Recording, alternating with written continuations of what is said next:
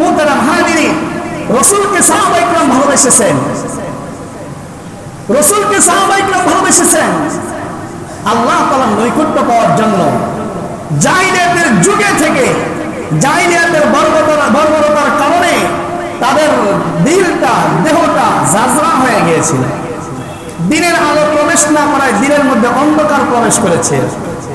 যখন আমার রাসূল সাল্লাল্লাহু আলাইহি ওয়াসাল্লাম দিনের আলো নিয়ে দারক বাহক হয়ে, রাহবার হয়ে সাহাবায়ে কেরামের মধ্যে দিনের আলো ছিটানো শুরু করে দিল, সাহাবায়ে কেরাম রাসূলের দ্বীনের দাওয়াতকে সজরে কবুল করে নিন। সুবহানাল্লাহ বলেন। সাহাবায়ে কেরাম রাসূলুল্লাহ সাল্লাল্লাহু আলাইহি ওয়াসাল্লামের দ্বীনের দাওয়াতকে যখন গ্রহণ করে নিল, প্রত্যেকটা সাহাবায়ে কেরাম সোনার মতন মানুষে তৈরি হয়ে গেল।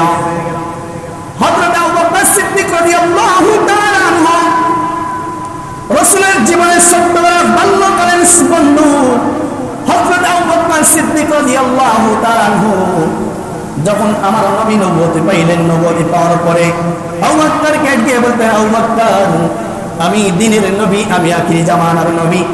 ও আবু বকর আমি তোমাকে এক কালেমার দাওয়াত দিই, আমি নবী, আমি মুহাম্মদুর রাসূলুল্লাহ সাল্লাল্লাহু আলাইহি ওয়াসাল্লাম। আবু বকর তোমাকে কালেমার দাওয়াত দেই। বলি আবু বকর আমি যে আখিরি জামানার পয়গম্বর তোমার বিশ্বাস হয়নি? হযরত আবু বকর সিদ্দিক রাদিয়াল্লাহু তাআলা আনহু এক বাক্যে বলতে, ইয়া মুহাম্মদ, এ দোস্ত আমি তো সেই দিন থেকেই তোমাকে বিশ্বাস করে নিয়েছি, আমি তো সেই দিন থেকে তোমার আখিরি জামানার পয়গম্বর হওয়ার আলামত বুঝে নিয়েছি। ও বন্ধুরা আমার, মুসলমান বাবারা বুঝতে হবে, আজকে সাহাবায়ে কেরাম রাসূলকে মহব্বত করেছিল, আমরাও রাসূলকে মহব্বত করি। হযরত আবু বকর সিদ্দিক রাদিয়াল্লাহু তাআলা আনহু রাসূলকে বলতেছেন, ইয়া রাসূলুল্লাহ আমি আবু বকর সদরে স্বেচ্ছায় সজ্ঞানে আমি আপনার প্রতি আমি ঈমান আনলাম। ওগো নবী আমাকে পড়ায়া দেন লা ইলাহা ইল্লাল্লাহু মুহাম্মাদুর রাসূলুল্লাহ। সবাই বলে সাল্লাল্লাহু আলাইহি ওয়াসাল্লাম। পুরুষদের ভিতর থেকে সর্বপ্রথম ইসলাম গ্রহণ করা পুরুষের নাম হচ্ছে হযরত আবু বকর সিদ্দিক রাদিয়াল্লাহু তাআলা। আর নারীদের ভিতরে সর্বপ্রথম কে ইসলাম গ্রহণ করেছে বলতে পারবেন? জানেন না? হযরত খাদিজাতুল কুবরা রাদিয়াল্লাহু তাআলা আনহা। তিনি রাসূলের বিবাহ বন্ধনে আবদ্ধ হয়ে, কেন আবদ্ধ হইলে? যখন দেখে মুহাম্মদ পাতারের ভিতরে ছাগল চালাতেছিল, দুম্বা চালানো অবস্থায় একটু মেঘ মুহাম্মদের মাথার উপর ছায়া দেয়। বাণিজ্যের জন্য যখন পাঠানো হলো সিরিয়াতে, দেখে বন জঙ্গলের ভিতর দিয়ে, যেই জঙ্গলের পাশ দিয়ে মানুষ যাওয়ার সাহস পেত না, সেই জঙ্গলের ভিতর দিয়ে যখন যাওয়া শুরু করলো মুহাম্মদ রাহবার হয়ে সামনে দিকে যখন কাফেলাকে নিয়ে যেতেছিল, দেখে চতুর্পাশ থেকে বনের পাখি, বন পশু পাখিরা এসে মুহাম্মদ সাল্লাল্লাহু আলাইহি ওয়াসাল্লামকে সালাম জানায়, চিৎকার দিয়ে বলে সুবহানাল্লাহ। খাদিজা আতঙ্কিত, আশ্চর্য, আরে কেমন মানব, একে আমার জীবনের সঙ্গিনী হিসেবে গ্রহণ করে নিতে হবে। তাকে জীবন সঙ্গিনী বানালেন।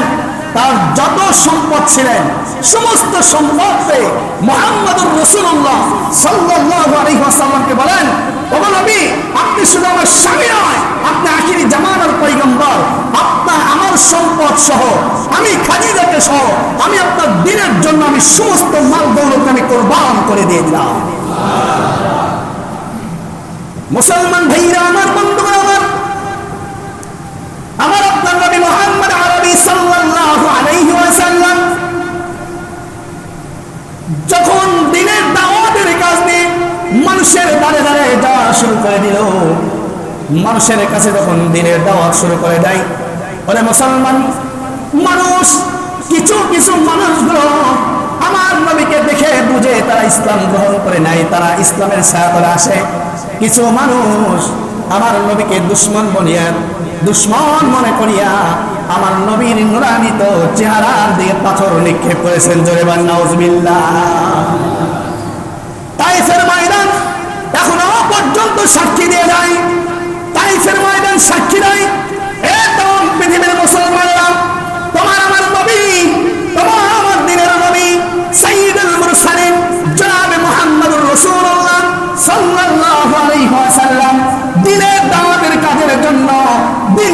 প্রতিষ্ঠিত করার জন্য, তামাম পৃথিবীর মধ্যে আল্লাহ তাআলার দ্বীনকে কার্যকারিতা করার জন্য আখির জামানার পয়গম্বর মুহাম্মদ আরবি সাল্লাল্লাহু আলাইহি ওয়াসাল্লাম তায়েফের ময়দানে পর্যন্ত তার দেহের তাজা রক্ত পর্যন্ত ঝরিয়ে দিয়েছে। এরা মুসলমান, এই তো সামনে আসতেছে রবিউল আউয়াল মাস, রং বিরঙ্গের সাজসজ্জার মাস, কিনা রবিউল আউয়াল মাস আসলে সাজে কি সাজে না? জিলাপির সিদাসিকি, মিষ্টি সিদাসিকি, খিচুড়ি নিয়ে মারামারি শুরু হয়ে যাবে। রসুলের প্রতি ভালোবাসা দেখায়, বলে মুসলমান তুমি রসুলের প্রতি ভালোবাসা দেখাও, খিচুড়ি সিদাসিকি জিলাপি দিয়ে তো রসুলের ভালোবাসা প্রমাণ হয় না। কথা ঠিক কিনা? আমার নবী সাইয়্যিদুল কাউনাইন খাতামুন নবিয়্যিন রাহমাতুল আলামিন মুহাম্মদুর রাসূলুল্লাহ সাল্লাল্লাহু আলাইহি ওয়াসাল্লাম উম্মতের জন্য এত পাগল ছিলেন, এত দিওয়ানা ছিলেন, এত দিশেহারা ছিলেন, নিজে না খেয়ে উম্মতের জন্য পেটে পাথর বেঁধেছে। বলে মুসলমান উম্মতের কষ্ট সহ্য করতে না পেরে দ্বীনের দাওয়াতের জন্য আমার নবী পেটে পাথর বেঁধে খন্দক পর্যন্ত খনন করেছে। কথা ঠিক কিনা? কিসের জন্য? বলে মুসলমান তোমার আপনার আমার কামিয়াবের জন্য আমার নবী সমস্ত কষ্টকে বিসর্জন দিয়ে আমার নবী পেটের মধ্যে পাথর বাঁধলেন। আমার নবী উহুদের ময়দানে দান মোবারক শহীদ করলেন। কেমন শহীদ হলো রে, কেমন শহীদ হলো, নিজের দাঁতটা পর্যন্ত দিল, মাথার যুদ্ধের লোহার হেলমেটটা ভেঙে আমার নবীর মাথার মধ্যে প্রবেশ করলো। এমন ভাবে প্রবেশ করলো সাহাবায়ে কেরাম দাঁত দিয়ে কামড় দিয়ে এই কঙ্করটা যখন মাথা থেকে ছাড়াইতে যায় সাহাবায়ে কেরামের দাঁত পর্যন্ত ভেঙে যায়। দিনের দাওয়াতের জন্য যখন রাসূল আকরাম সাল্লাল্লাহু আলাইহি ওয়াসাল্লাম এত কষ্ট বিসর্জন দিল, এরা মুসলমান শিক্ষার জন্য নেওয়ার জন্য আমি কথাগুলো বলতেছি। আমার নবীর আশিকি দিওয়ানা ছিল, আমার নবীর দিওয়ানা ছিল। ওয়াইসকরণী নামে একজন পাগল ছিল। এই ওয়াইসকরণী যখন শুনতে পারলাম আমার আপনার নবী দ্বীনের দাওয়াতের জন্য উহুদের ময়দানে তার দান মোবারক শহীদ করে দিয়েছে, ওয়াইসকরণী মুহূর্তের জন্য সহ্য করতে পারে নাই, আমার নবীকে দেখতে পারে নাই, তার জীবনে রাসূলকে দেখার সৌভাগ্য হয় নাই। কিন্তু ওয়াইসকরণী রাসূলের ভালোবাসা মুহাব্বত অন্তরের মধ্যে এত ছিল, এত ভালোবাসা ছিল যে রাসূলের ভালোবাসার কারণে যখন শুনেছে মুহাম্মাদের দান মোবারক শহীদ হয়েছে উহুদের প্রান্তরে, সাতমানাত হযরত ওয়াইসকরণী এই কথা শোনার সাথে সাথে তার দেহ মোবারকের ভিতরে থেকে দান একটা নয়, দুইটা নয়, কয়েকটা দান মোবারক শহীদ করে দিয়ে রাসূলের ভালোবাসা জমিনে প্রমাণ করে দিয়েছে। রাসূল আমার আল্লাহর দোস্ত আখেরি নবী,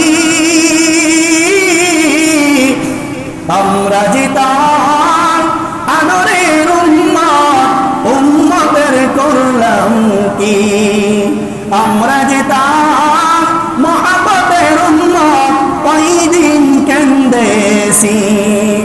রাসূল আমার আল্লাহর দোস্ত আখেরি নবী, আমরা যেতাম আদরের উম্মত, উম্মতের করলাম কি, আমরা যেতাম মহব্বতের উম্মত, ওই দিন কেন্দেছি। দিনের লাগিয়া নবী দান উহুদের ময়দানে, চতুর্দিকে ঘিরে ফেলল তাকে দুষ্ট কাফের গণে।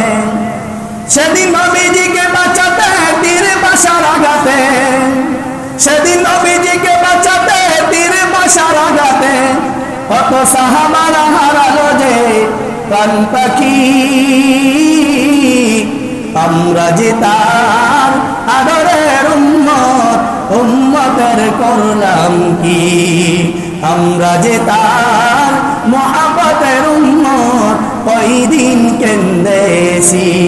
ঘোষণা করেছে মুহাম্মদ মরেছে, ঘোষণা করেছে মুহাম্মদ মরেছে, চতুর্দিকে কান্দে সবে পাগল হয়নি।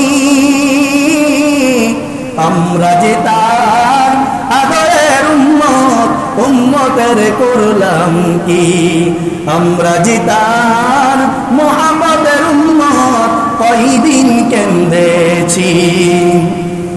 সেদিন উহুদের প্রান্তরে দিনের লাগিয়া নবী আপন দণ্ড করলেন শহীদ। সেদিন শুনিয়া সেই সংবাদ কত ছিল মহাব্বত, সেদিন শুনিয়া সেই সংবাদ কত ছিল মহাব্বত, সেদিন শুনিয়া সেই সংবাদ কত ছিল মহাব্বত। আপন দণ্ড ভেঙ্গে ফেল ওয়াইস করনি, আমরা যে তার আদরের উম্মত উম্মতের করলাম কি, আমরা যে তার মুহাম্মদের উম্মত কয়দিন কেন্দেছি। আরে মুসলমান ভাইরা আমার, বন্ধুরা আমার, ওয়াজ করেন আমার রাসূল নবীর নূরানি চেহারাটা দেখতে পারে নাই। এরপরে যখন শুনতে পারল উহুদের প্রান্তরে আমার নবী দান্দান মোবারক শহীদ হয়ে গেছে, ওয়াজ করে নিজেকে সহ্য করতে পারলো না, নিজের দান্দান একে একে ভাঙা শুরু করে দিল। এইভাবে তার দান্দান মোবারক শহীদ করে দেয়।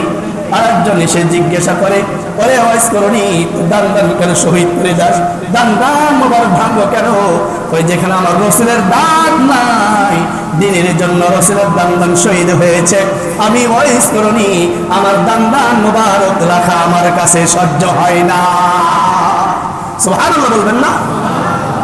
এ মুসলমান ভাইরা আমার নবী কেমন নবী, উম্মতের জন্য দিশেহারা হয়ে পাহাড়ের প্রান্তরে গিয়ে হীরা গুহার মধ্যে বসে সিজদারত অবস্থায় উম্মতি উম্মতি বলে কান্দে। এদিকে সমস্ত সাহাবায়ে কেরাম রাসূলকে খোঁজে, রাসূলকে খোঁজে, এদিক খোঁজে সেদিক খোঁজে, চতুর্দিকে খোঁজে, রাসূলকে পাওয়া যায় না। রাসূলের ঘরে নাই, মদিনাতে নাই, মক্কাতে নাই, রাসূল গেল কোথায়? সাহাবায়ে কেরাম দিশেহারা, সাহাবায়ে কেরাম পাগল করা হয়ে গেল। আবু বকর পাগল হয়ে যায়, ওমর পাগল হয়ে যায়, আলী পাগল হয়ে যায়, ওসমান পর্যন্ত পাগল হয়ে যায়, হামজা পর্যন্ত পাগল হয়ে যায়, সালমান পর্যন্ত পাগল হয়ে যায়।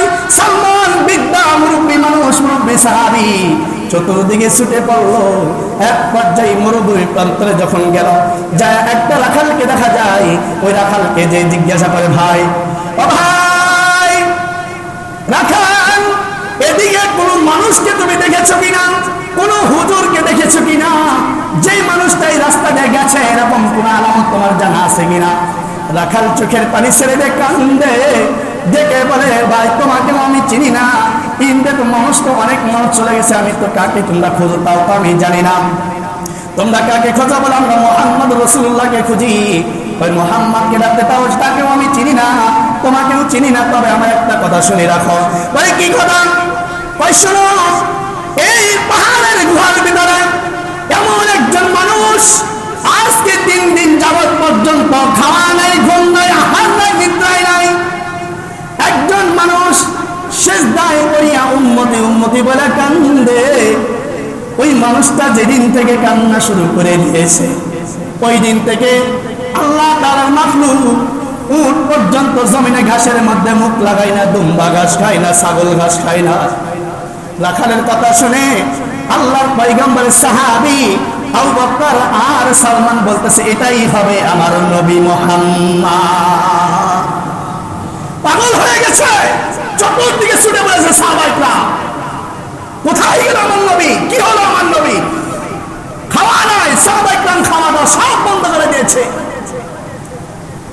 আবু বকর রাদিয়াল্লাহু তাআলা আনহু পাহাড়ের প্রান্তরে গিয়ে গর্তের দিকে উকি দিয়ে দেখে আমার আপনার পয়গম্বর মুহাম্মদ রাসূলুল্লাহ সাল্লাল্লাহু আলাইহি ওয়াসাল্লাম সিজদায় পড়ে কান্দে, উম্মতি উম্মতি বলে ডাকে, উম্মতি উম্মতি বলে কান্দে। আল্লাহকে বলে, ও মালিক, আমার গুনাহগার উম্মতের কি হবে, আমার গুনাহগার উম্মতের কি হবে?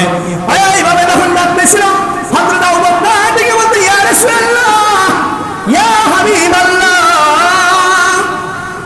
আপনি সিজদা থেকে মাথা উঠান। ও নবী, আমি আবু বকরের ইসলাম গ্রহণ করার শুরু থেকে পর্যন্ত আমার যত নেক আমল আছে, যত কিছু আছে, ও ওগো নবী, আমি আবু বকরের জান মাল সমস্ত কিছু আপনার উম্মতের জন্য কুরবান করে দেন। সুবহানাল্লাহ। নবী আমার মাথা উঠাই না, সালমান থেকে বলতেছে ইয়া রাসূলুল্লাহ, আমি সালমানের জিন্দেগীর সমস্ত নেকামলগুলো আপনার উম্মতের জন্য আমি বরবাদ করে দিলাম, আপনার উম্মতের জন্য কুরবান করে দিলাম। তবু নবীজি মাথা উঠান, মাথা উঠান, আপনি উপরে চলে আসেন, আমাদের সাথে মদিনায় তাশরীফ লান। নবী মাথা উঠায় না, তাও উম্মতে বলে কান্দে, এই মুহাম্মাদের উম্মত, বোঝা দরকার তোমাদেরকে, তোমরা রাসূলের মহব্বত দেখাও, সাহাবায়ে কেরাম রাসূলের মহব্বত দেখাও। একে একে আবু বকর গেল, সালমান গেল, আলী গেল, ওসমান গেল, ওমর গেল, সমস্ত সাহাবায়ে কেরাম ব্যর্থ। তখন ওমর থেকে বলতেছেন, ওরে আলী, আমার মনে হয় রাসূলের কলিজার টুকরা দুই নাতি হযরতে হাসান, হযরতে হুসাইন রাদিয়াল্লাহু তাআলা যদি তার নানা ভাইকে ডাকে, আমার দৃঢ় বিশ্বাস তারা মনে হয় আমার রাসূল মাথাটা সিজদা থেকে উঠে আমাদের ডাকে সাড়া দিয়ে দিবে। কোথায় হাসান, কোথায় হুসাইন? খবর প্রান্তরে চলে গেল। হাসান আর হুসাইন রাদিয়াল্লাহু তাআলা, ফাতিমা রাদিয়াল্লাহু তাআলা সহ ওই পাহাড়ের নিকটে চলে গেল। পাহাড়ের নিকটে গিয়া বলেন, হযরত হাসান রাদিয়াল্লাহু তাআলা ডাকে, হুসাইন রাদিয়াল্লাহু তাআলা ডাকেন, ওগো নানা ভাই, আমার জীবনের সমস্ত নিকামলগুলো আমি আপনার উম্মতের জন্য কুরবান করে দেই। হযরত ফাতিমা রাদিয়াল্লাহু তাআলা যখন দেখলো যে না, কিছুতেই কদম মাথাটা উঠাইতেছে না, এমতো অবস্থায় হযরত ফাতিমা রাদিয়াল্লাহু তাআলা বলেন, আব্বাজান, মাথা উঠান, উঠান, আপনার উম্মতের জন্য আমি ফাতিমার কলিজার টুকরা সন্তান হাসান হুসাইনকে আমি আপনার দ্বীনের জন্য কুরবান করে দিয়ে দিলাম। আমার নবী মাথা উঠালে, উম্মতের জন্য দিশাহারা, উম্মতের জন্য পাগল। আজকে উম্মত প্রতিযোগিতা হয়েছে, উম্মত প্রতিযোগিতা হয়েছে কিভাবে রাসূলের দুশমনি করা যায়, কিভাবে রাসূলের দ্বীনের দুশমনি করা যায়, কিভাবে আল্লাহ তাআলার দুশমনি করা যায়, কিভাবে কোরআনের দুশমনি করা যায়। কথা বলেন ঠিক কি না?